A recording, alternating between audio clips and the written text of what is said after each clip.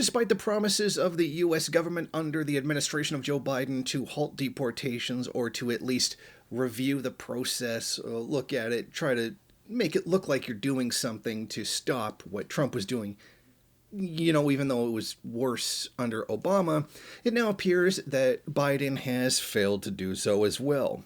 He gave an executive order placing a 100-day moratorium on deportations until an enforcement review could be made.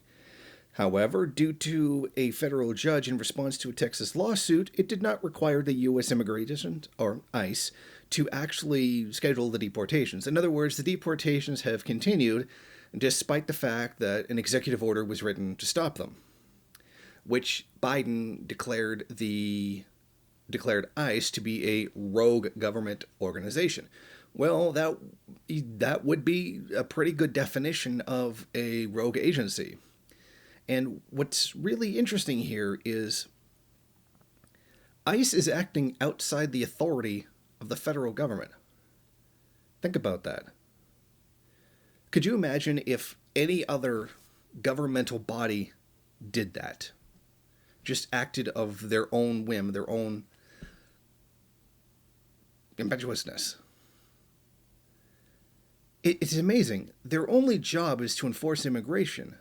It's not even like this is, the Trade Commission or something, and it just serves the capitalist class. I mean, this is an organization by itself, which really doesn't have any masters within the capitalist class. I mean, I'm sure there are capitalists in the capitalist class that want deportation, but they don't wield that kind of power as you would with regulation over the finance industry, etc.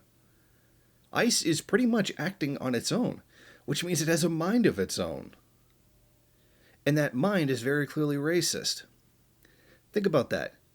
It found a way to ignore orders from above to continue deporting people, which means it placed deporting people above what is essentially federal control.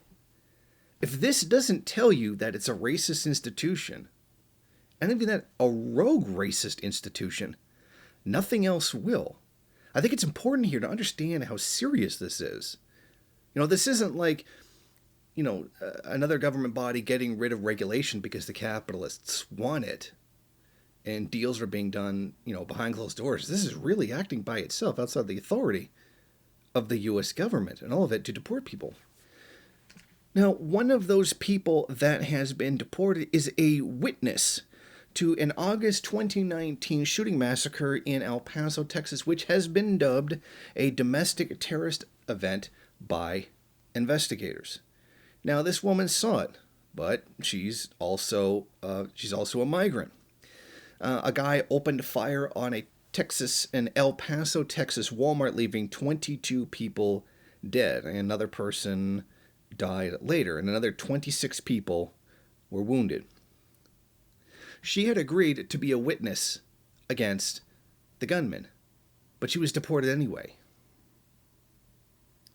She had even met with the local district attorney's office and said, okay, I will testify to what I saw at the shooting, and they deported her anyway.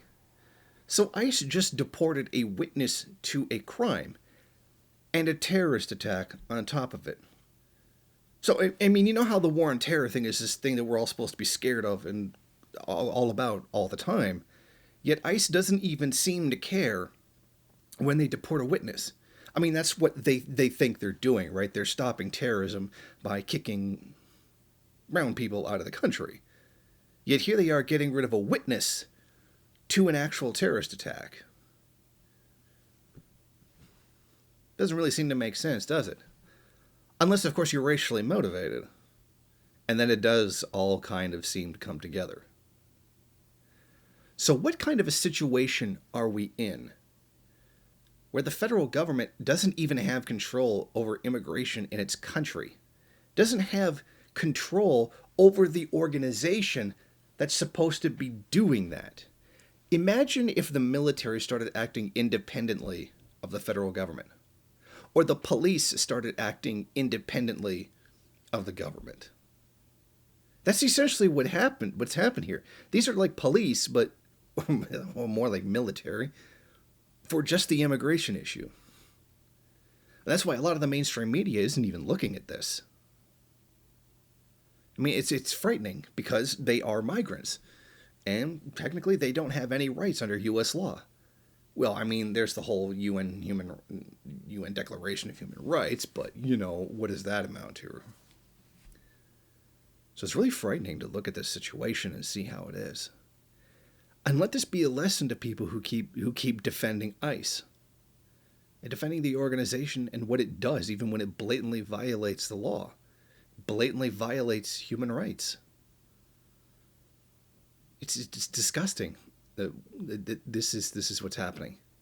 Their dog isn't even on a leash. Now, add on top of this, Biden has created special detention centers for unaccompanied minors or minors who have lost their parents due to the policy of separating them. So it's like another word for kids in cages. So it's literally just going to continue. Because